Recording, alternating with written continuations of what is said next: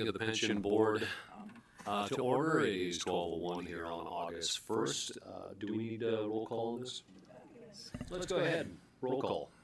Sitma. Yes. Here. Janser. Here. Jen. Here. Lakefield. Here. Olson. Here. Padula. Here. Redding. Here. Seifert. Turnus. Yep. Wheeler.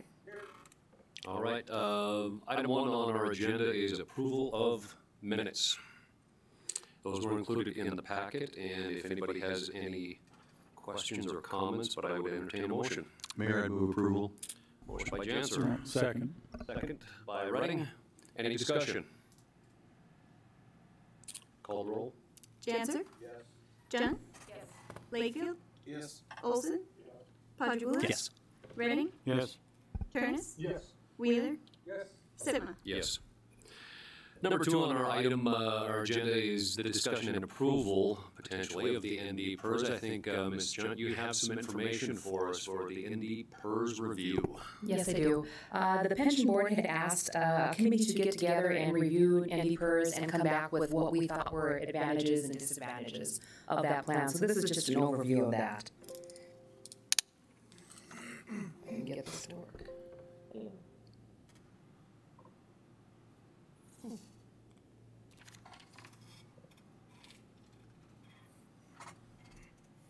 Just to give you a basic overview again of the NDPERS pension, this is a defined benefit plan which would enable our employees to basically be able to calculate an estimated retirement benefit based on a specified average salary and their years of service. Contributions to the plan are again comprised of 7% of employee contributions and at least 8.26% of the employer contributions. The reason that I've indicated at least is that there are other entities that in the employer side are giving a larger contribution to allow for a lesser contribution by the employees, and that is a capability of this plan. Members are vested the earlier of achieving 36 months or 3 years of service credit or attaining age 65 years of age. New enrollees are able to buy in past eligible service time. And again, we did look at this plan to look at what the basic advantages were to the plan and also the disadvantages. The NDPERS type pension is a universal standard for most governmental entities. Governmental employees usually desire this type of a plan, so it is a good retention recruitment tool, and it is the typical plan that is used for most government agencies. The plan itself is portable, but it also does have an additional portability enhancement provision which allows our employees to vest in portions of the employer contribution, so that's an added benefit. There is better long-term security, predictability of the retirement benefit with a lower risk to the employee, as the employee will not determine how to play the market, so to speak. Employees don't need to worry about how to invest their funds.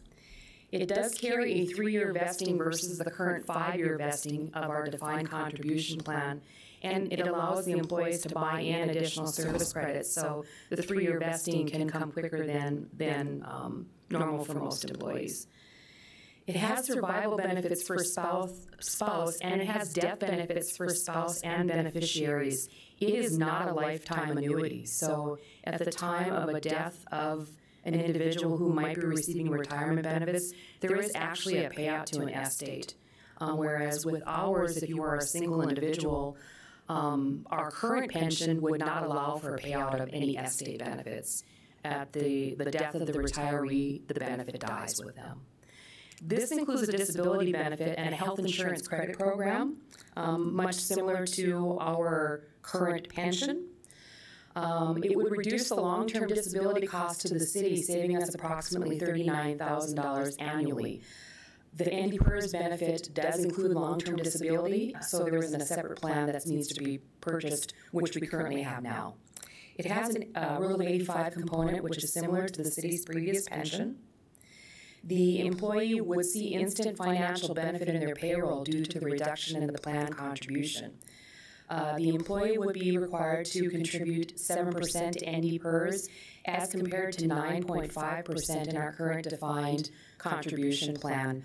At the least, it would be a benefit for our employees because even if they weren't contributing additional to get the vesting for what the city is matching in the defined contribution plan, it would still save them 0.5% in their contributions. There's political stability of the plan decision makers, which reduces anxiety for employee participants. The defined benefit pensions are attractive retirement programs to enhance retention and recruitment. And overall, it is a better benefit at no additional cost to the city and significantly reduced cost to the employee. Now, there are some disadvantages that we did look at. The current defined contribution plan has a fixed financial liability to the city. For those individuals who are participating and putting the additional dollars in, the maximum match of the city is 8%. So we're able to basically calculate every year what that would be. The city would lose fundamental financial control of the plan. We have no way of letting them know how we want those dollars invested. That is the plan's option. Any plan changes to benefits or contribution rates is controlled by the state legislature. We can obviously weigh in on that at the various meetings for that plan, but that doesn't necessarily mean that they will take those into consideration. And NDPERS does have an unfunded liability. With all this, the committee does believe that there are advantages, the advantages outweigh the disadvantages to this plan. We believe that participation in this benefit would help relieve some of the issues we've had with recruitment and retention. And also, unanimously, the committee did vote that we would recommend this plan moving ahead. If it is something that we are going to be considering or is approved by the pension board, the timeline is, of course, the pension board would approve it. It does have to go through the budget process September 18th and 25th. The October 1st start date is when we would start our administrative process with NDPERS. There would be a late November, early December employment education component to this. The reason we moved that to late November, early December is that we have open enrollment for our regular benefits that we are required to do at the beginning of November. It's a lot of education on top of that, so we don't want to juggle, basically fog everybody's mind with too much education. And then essentially January 1st would begin the enrollment. With the January 1st date, this would be enrollment for any new employees would be required to enroll in PERS, and this would allow any current employees who are on the defined contribution plan to look at buying service credits or to start enrollment in that process as well. And with that, if you have any questions, and we'll try and dial into Mary Jo. Thank you, Lisa. Any questions? Mr. Alderman Padrigula. Thank you, Mr. Sipma. I apologize for asking one maybe simplistic questions, but I just started on this a few weeks ago. Just wanted to verify that, are we talking about this as replacing our plan or supplementing it as an option? It would be an option for the individuals in the defined contribution plan. However, if we join this plan, all new employees would be required to enroll in it. Okay. The second question I would ask is what would happen with the portions that the fund balance that current employees have contributed toward that's part of the $72 million that we have. Would that somehow be figured out and transferred to PERS, or would we still keep that portion of it, or what? I apologize, the $72 million, I'm not quite sure. I think we have a balance of $72 million in our pension fund, something like that. I believe that with the buy-in, and we'd also have to look at what they're vested in. I guess I can't answer that because we haven't looked behind the scenes to know what we would be required to do, because some of our people might be vested 80%, that's their money. And they can use that to buy in credit to the PERS plan. Okay. So they might be in the position of having both plans, and we would still maintain our... If we have employees that choose not to go over to the PERS plan, we would maintain the defined contribution plan. I guess we don't know what people's financial situations are or where they're at in their retirement. We may have some older individuals that would choose not to go into a pension, would choose to stay in the defined contribution. I don't know if we can really answer that. Mr. Mayor, if I may, Alderman Padrigula, this isn't intended or viewed right now as a replacement for the existing defined benefit plan.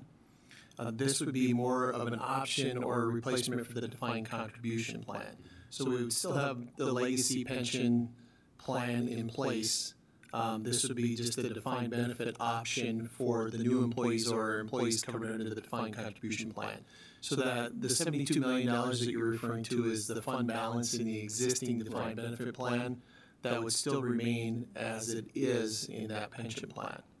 None of it would have to go over to PERS if the employee went over. That is not the vision at this point. Okay. That's correct. And And I believe we are not allowing anybody who is currently in our defined benefit plan to be allowed to go to the PERS plan, regardless of if they're vested or not. Okay. Okay. The last question I have is, I'm not that familiar with retirement plans, except for my wife, who's trying to manage this approach to retirement. But I'm very familiar with health insurance, and one of the issues there is adverse selection, that if people have choices, the healthy ones, maybe the unaged ones or the higher ones in the retirement version of it, would choose a plan and you'd get stuck with people who would be expensive. I know that it's like apples and oranges. But is there any kind of some phenomenon similar to adverse selection in the pension field? Would this option kind of attract people that might affect our own current plan, or that it might mess up the seemingly good deal we have now? Are you talking about our insurance itself? No. The retirement plan. I guess I don't know if I would be able to answer that. Alderman Padagula, I think the biggest thing with the pension plans is longevity, and it's based on mortality tables that use the rule of large numbers, that when you take a big enough pool, statistically speaking, over time you should mimic that performance. As you know, in the recent past or the last several decades, average life expectancy has been increasing. That's part of what has put pressure on some of these pension plans. But with this plan, if this were to be adopted, new employees would not have the option. All new employees would become a member of this pension, so we wouldn't have that selection issue that you're referring to. So they wouldn't have any choice about it. Exactly. So I don't think that would be a concern going forward. I'm sorry to miss that, but okay. So every new employee from here on out, if we approve this, would be enrolled in this plan. That's correct. Okay. And they do have some choices now, but in the future they wouldn't, or at least in the past they had some choices. That is correct. And Alderman Padagula, just from my understanding, from what I've seen with NDPERS, comparative to what our current options are, NDPERS is a much more appealing choice in terms of retirement from the literature that I've seen. Could you elaborate on that? I think Lisa would probably be the best one. I believe the reason that we are looking at this is that in the NDPERS plan, you're able to actually determine your calculations for retirement. So you could look at what your average salary would be at the end of retirement, take that at the percentage that they're given, and take that times your years of service, and know what your benefit's going to be. People like to know what their benefit is going to be, whereas now with a defined contribution plan, that's really at the mercy of the market. You don't know what it's going to be. You might not have anything at the end. I don't want to say it that way, but something can happen and you wouldn't have any money. Believe me, I looked at my wife's plans yesterday, and that was very painfully strikingly obvious. Yeah, and the issue was, we figure 3% or 4% return.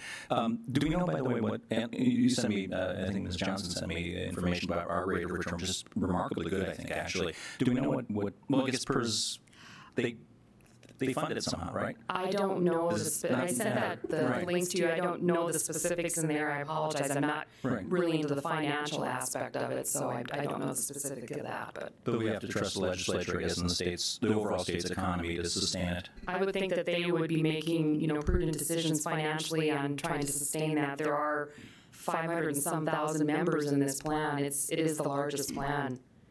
500,000 members? Yes. Yeah, it's the largest plan for the state. There's 248 entities, I think, is what they indicated. And Alderman Padagula, too, one of the other facets that, as Mr. Barron and I were talking about this, one of the disadvantages was not having control, but however, as Mr. Lakefield said, with the law of large numbers, just like the way that insurance is figured out, if there is an adjustment that we don't have control over, it's spread over a much larger group of people, so it would be a lot less impactful to the individual. Yeah, and I guess one of my other thoughts was that in the private sector, defined benefit programs are gone, basically. In the public sector, it seems like they're doing quite well, and obviously we can't predict the political winds, what might happen in 10, 20, 30 years, but I think there are significant differences between public and private sector retirement programs. So, the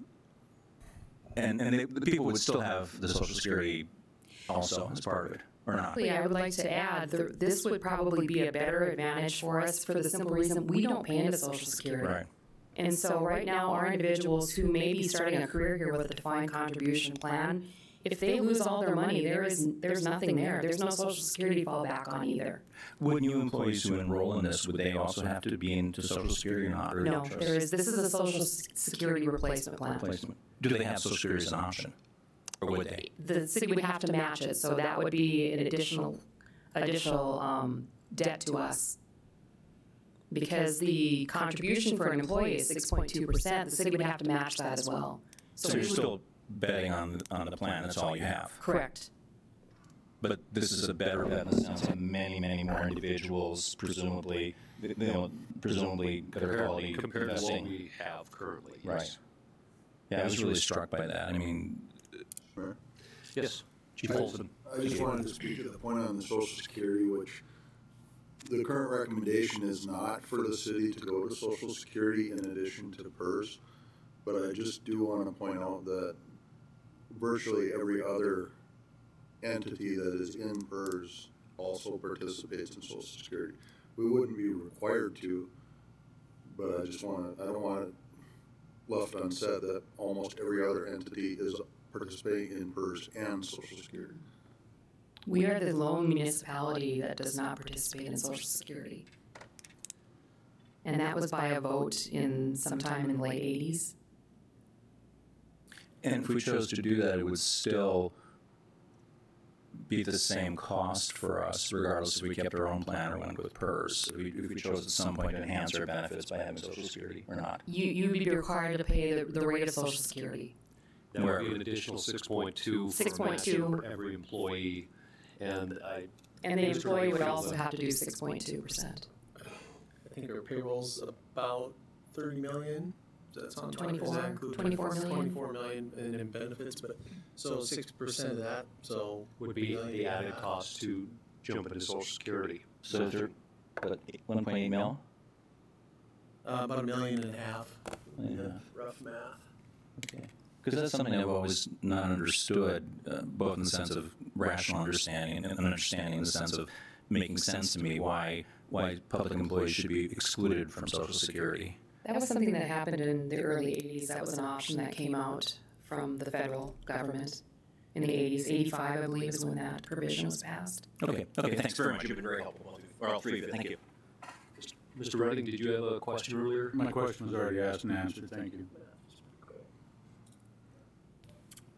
Did we have any other questions for Lisa at this time? Mr. Mayor, could we go back to slide 5? These are the identified disadvantages to offering PERS, disadvantages to the city or the employee. I believe this would be to the city. Now, the current defined contribution plan, though, there's no liability to the city on that one because the risk is on the employee's side, right? But we would still be required to match 8%.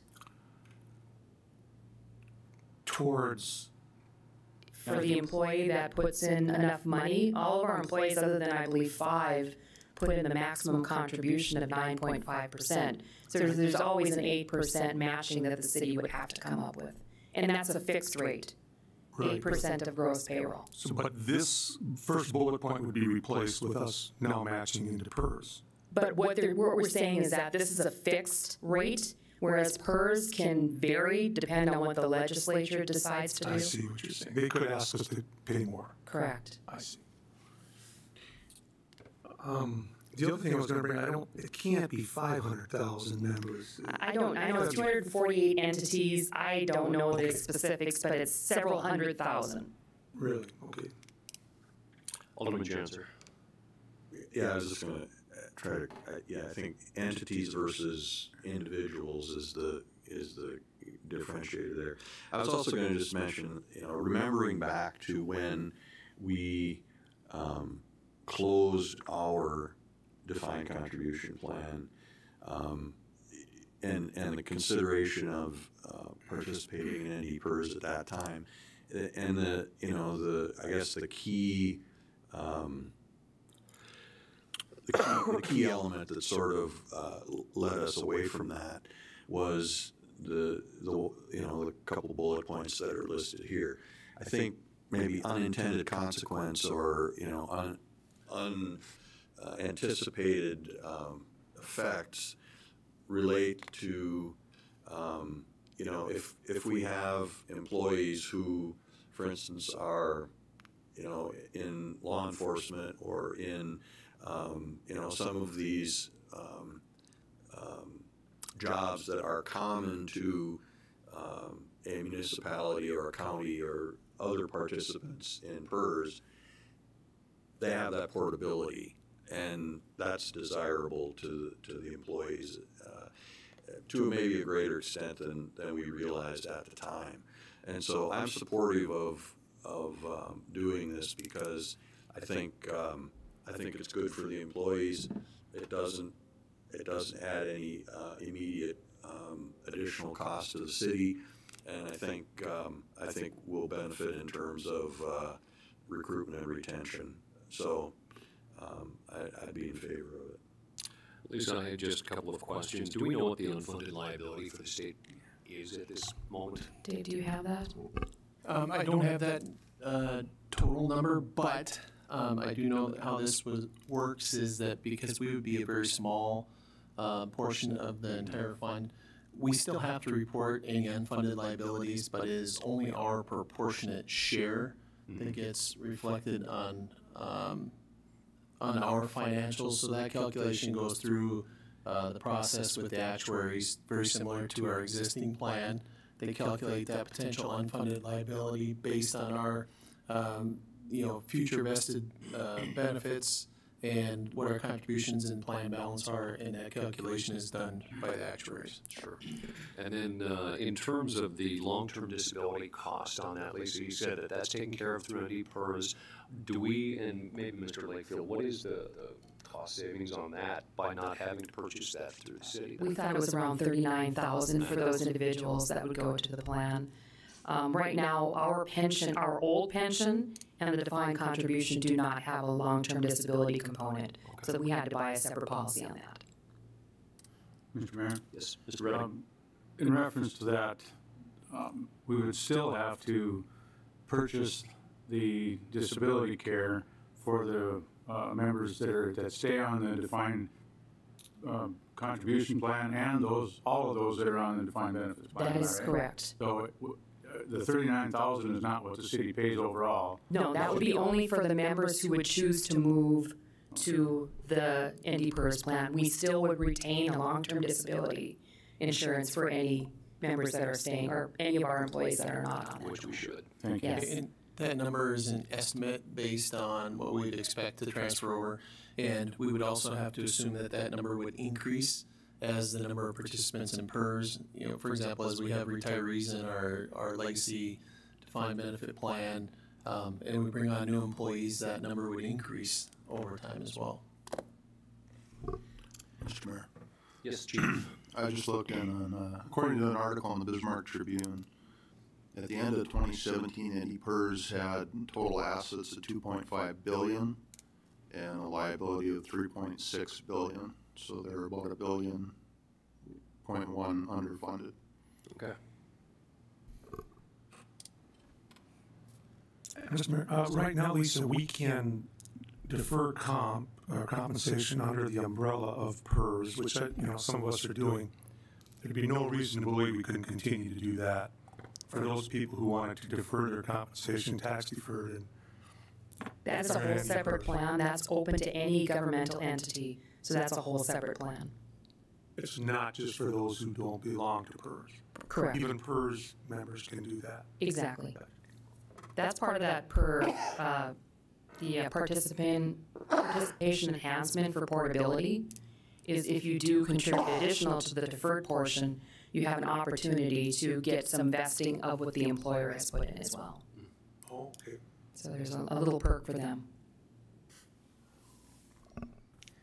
Mr. Redding. Thank you, sir. Looking back at the timeline you had, that's saying that we give this thing a thumbs up today. Does anybody else feel that we should have an opportunity to talk to our other employees and see what they think, rather than have a meeting or a presentation one day and vote on it the same day. That's just my personal feeling. I don't know that we should conscientiously see the presentation and vote on it the same day.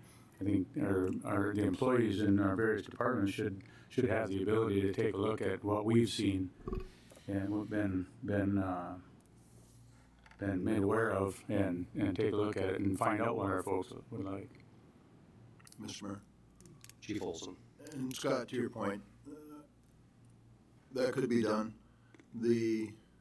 Nothing in here would require a current employee to change to PERS, so they could remain with their existing, whether they're with their defined contribution plan, they could stay as is and they wouldn't be affected by this. So it's really an opportunity. They could opt into this if they wanted to or not, but it's not going to negatively affect them. And those employees are also able to opt in later, so if they don't want to opt in as of January 1, but choose to opt in at a later date, there is an opportunity to do that as well.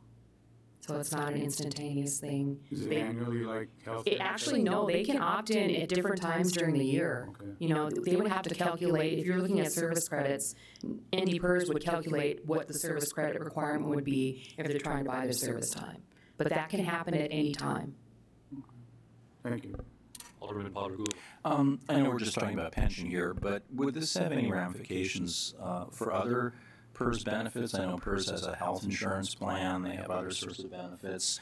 Do you see this as a stepping stone or not? I actually don't believe it would be beneficial to go to PERS health insurance because their rate of increase this year is supposed to be about 14%. And ours is? And ours is 4.2. Wow.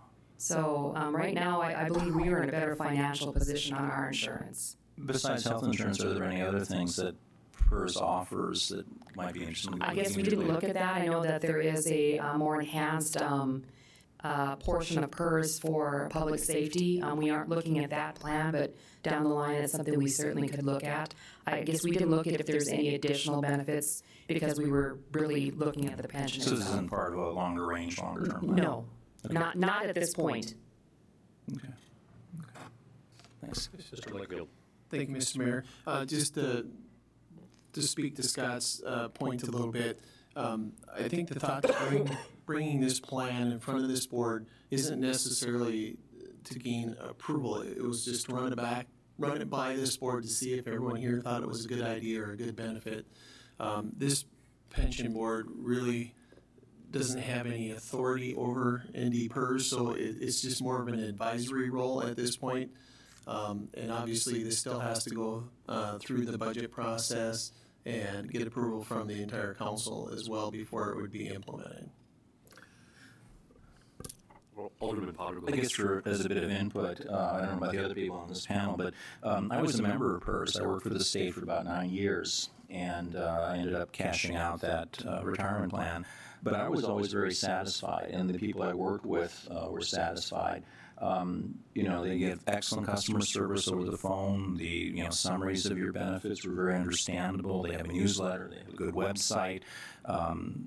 We had the health insurance option too, in addition, and I was always pleased. The only negative thing was that it's always historically been seen as a very conservative plan.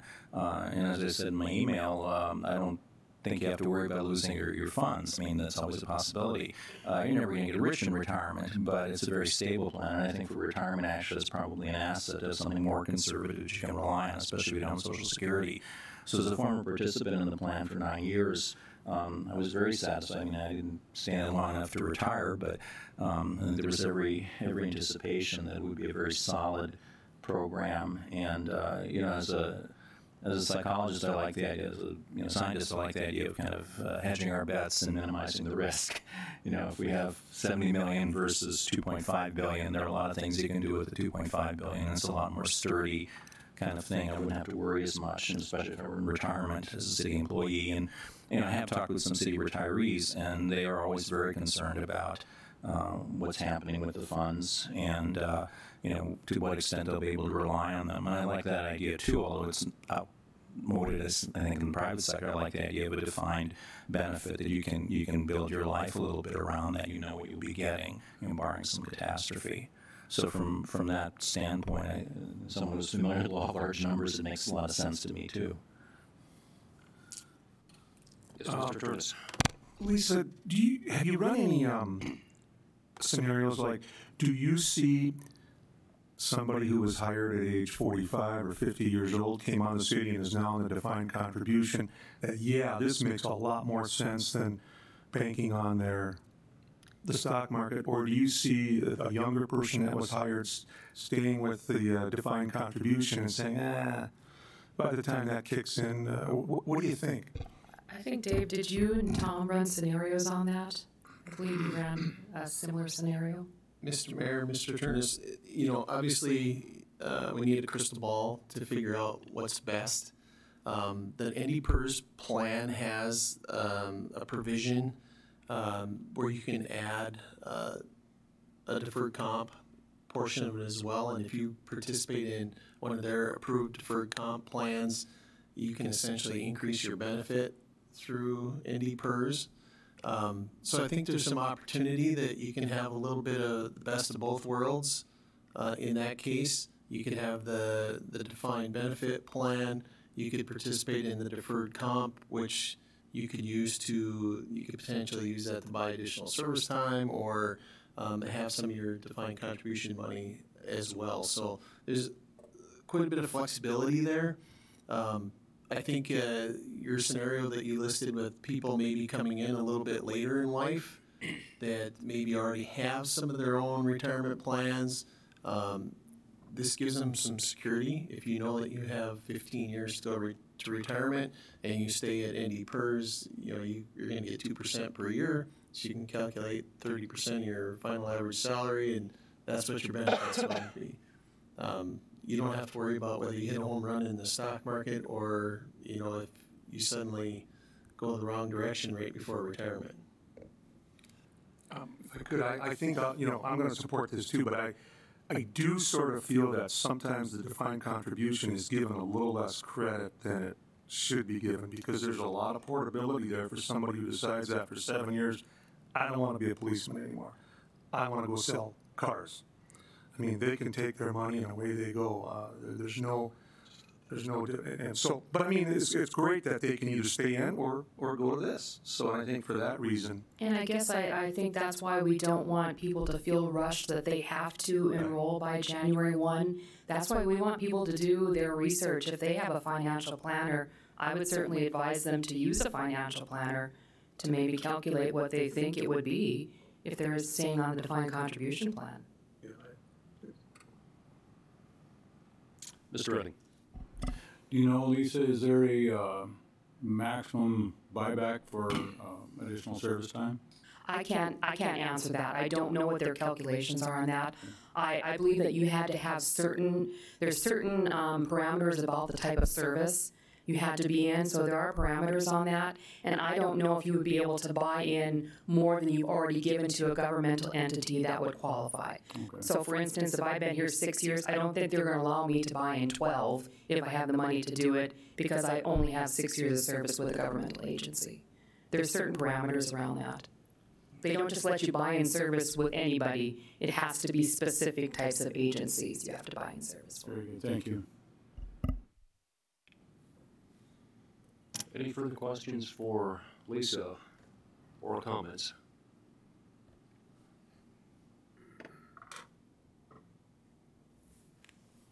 If not, thank you, Lisa. And at this point, I think what I would be looking for is a recommendation to send council, or to rather the committee of the whole, from this board on a recommendation of whether to move NDPERS into the portfolio for the city for 2019.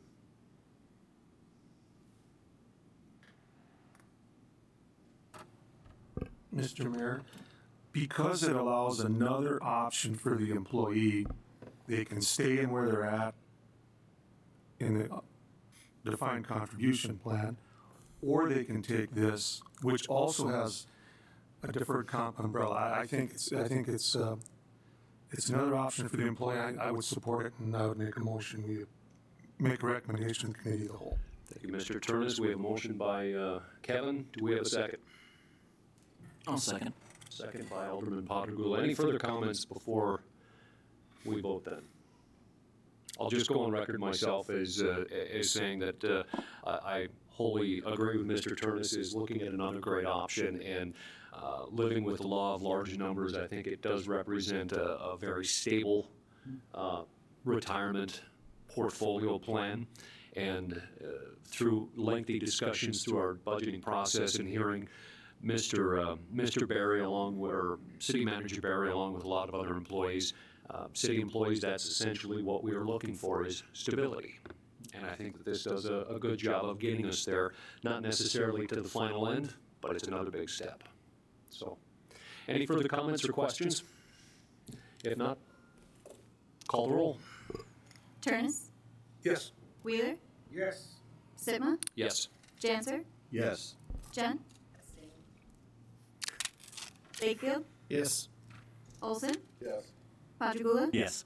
Redding. Yes. Motion passes. Any further business, other under business to come before us today? If not, that is the end of our agenda. We are adjourned.